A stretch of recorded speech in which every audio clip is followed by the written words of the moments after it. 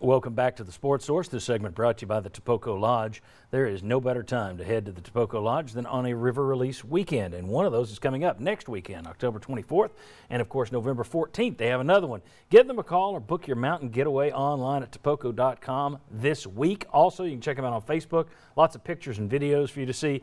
And they've got their holiday decorations that'll be going up soon. It's beautiful up there at the holiday season. The Topoko Lodge. All right.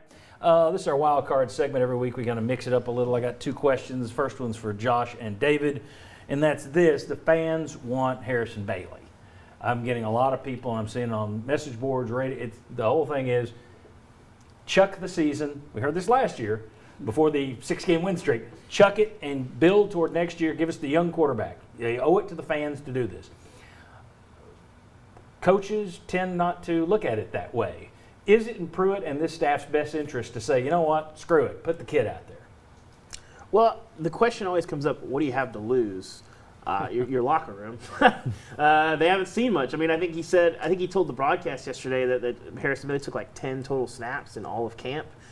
I mean, based on a Sunday night scrimmage that he looked pretty good in, with all the young players, is basically what you're doing this on. I think the best case for it is, what's the worst that could happen? It's not like they could have a situation where, just pulling an idea out, they maybe throw pick sixes on consecutive possessions. That's like a worst case scenario. Imagine that. Yeah. I mean, that's the best case for playing Bailey, I think, is that it's getting pretty bad with Garantano, and when he doesn't have it, man, he really doesn't have it. Yeah, Harrison Bailey did get all 49 snaps in that Sunday night scrimmage last week. They said it was just trying to get him up to speed, but you have to wonder about that. Josh Ward, why not just go with the young guy? Sounds easy. It does, especially from right here. But I agree with what David said. And behind the phone. Right.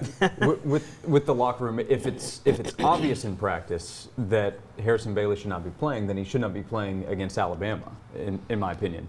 Now, what if J.T. Shrout shows something? Now, in the one pass he threw, he didn't show that he should be out there either. That comes back to just the conversation of the quarterback position. If Jarrett Garantano is your best option, why is that the case? But I think what the coaching staff should do, what they owe is to the players who are out there putting the best quarterback on the field. Now, if Jarrett goes out and throws more interceptions, turns it over, then at that point he can't be the best option.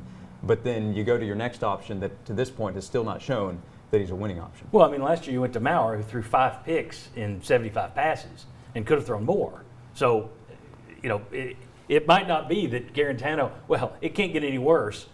Maybe it can. It just gets worse. 3 consecutive possessions. And that ends up being the big issue. But here's the thing. You guys mentioned you could lose the locker room.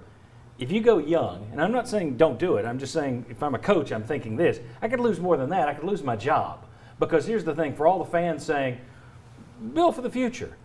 Anybody going to cut him any slack if they finish 3-7 building for the future? Or does he go into next year with people saying, you went 3-7 last year. Overall, his record is X. Those losses are going to count on the ledger. So if he feels that Garantano is least likely to make the mistakes that will get him beat, that's who he's going to go with. All right, let's talk about losing the locker room. Sterling, does Pruitt owe it to the fans who pay his salary? Does he owe it to the veterans who came back? And I mean, last year they walked into the office Rudy style and said, we want Garantano. Juwan Jennings said, we want Garantano back. You've got, and I'm kidding on the Rudy thing. You never know. It's all over Twitter already. You've already had Trey Smith yesterday say, I don't want to see any bad-mouthing of Jarrett Garantano, which I hope he threw his phone away. Does he owe it to anybody? Players? Other coaches? Fans? To make this decision, or does he just need to make the best decision for Jeremy Pruitt? Well, you make the best decision for the team that you worked so hard and put all those hours in to develop. That's the only people you owe the decision to. Fans, well, we love our fans. Our fans are very passionate about Tennessee football. And, and different social media mediums give you a way to get your voice heard and get your opinion out there. Bottom line, Coach Pruitt owes his team.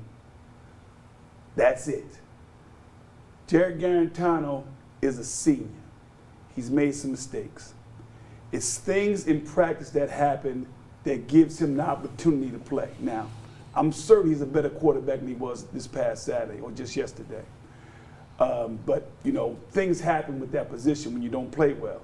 Everybody has something to say. That position, as I was always taught, as a quarterback, you write the check for the program. The name is football, not footman. Protect the football and move the clock. I'm certain Jared gives that team the best opportunity to do that. Well, it's interesting to think about, if Trey Smith came back this year, could have gone pro, came back, would he want to just throw the freshman out there? Who knows? But that is something to be questioned because fans didn't want Garantano back last year. Players did.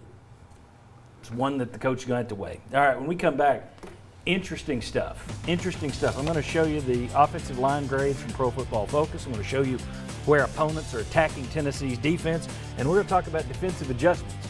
That's another one. Everybody made fun of, well, we got rid of Butch. He didn't make any halftime adjustments. Tennessee hasn't made a lot of halftime adjustments defensively this year either. We're going to look at that. Come on back on the Sportsman.